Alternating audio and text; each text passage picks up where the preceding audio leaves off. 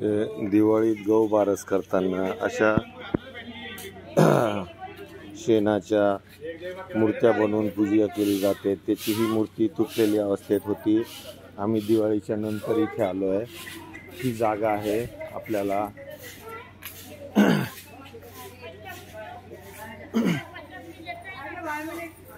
इथे माकडांचं पण वास्तव्य आहे आणि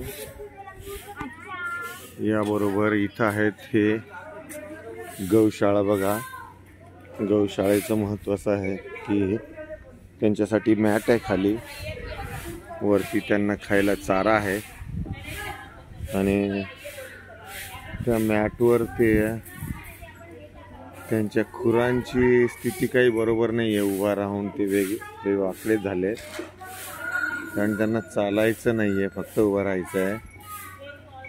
अशी ही गौशाळा इथं आहे आणि ह्या गौशाळेच्या इथून ही दर्शनाची एंट्री आहे।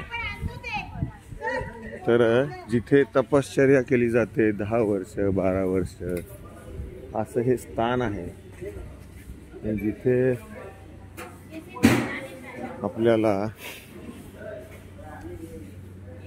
शांतता आणि इथे त्यांचा चारा ठेवलेला आहे गौशाळेसाठी। या इथे गौसेवा ठेवलेला आहे आणि याचे आश्रम की गौशाला, गौसेवा, महासेवा असं म्हणून इथे एक साधू महाराज बसलेत आणि या जागेला इथे योगीजी पण आहेत, त्यांचा फोटो इथे लावलेला आहे आणि इथे म्हटलंय भूर्तहरी गुफा उज्जैन असं हे नाव आहे आणि इथे यांची बसायची जागा, जिथे तपश्चर्या केली आहे। इथे एक त्रिशूळ आहे, फारच पारंपरिक पद्धतीने हे खूपच सुंदर बनवलं आहे। बघा, तंबाखू गुटखा थूकना सख्त मना है, धूम्रपान करना सख्त मना है, दर्शनार्थी अपने सामान की स्वयं सुरक्षा करे, फोटो खींचना सख्त मना है। तर अशा सगळ्या गोष्टींसाठी इथे एक धुनी आहे, त्या धुनींवरती हे सगळे शस्त्र, हात ठेवायचे त्रिशूळ आणि ठेवलेले आहे, त्याला सजवून असं ठेवलं आहे।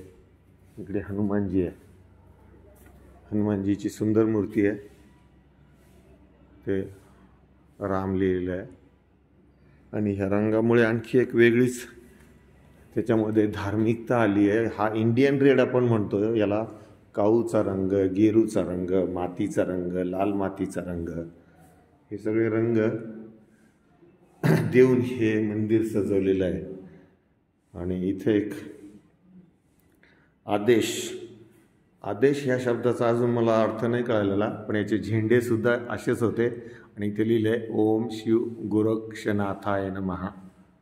अशा पद्धतीचं हे सुंदर मंदिर उज्जैनमध्ये इथं मी बघतोय ह्या जागी आणि इथे आहे महादेवाची पिंड, ज्याला फुलांनी सजवले। इथे गुफाद्वार आहे।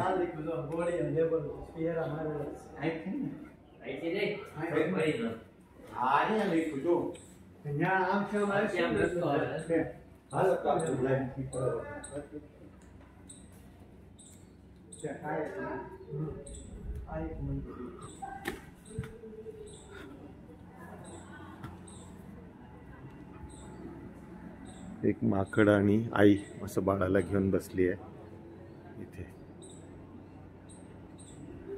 इथे काही माकड आहेत, हे आई जवळ लगेच येतात। इथे गुफा आहेत।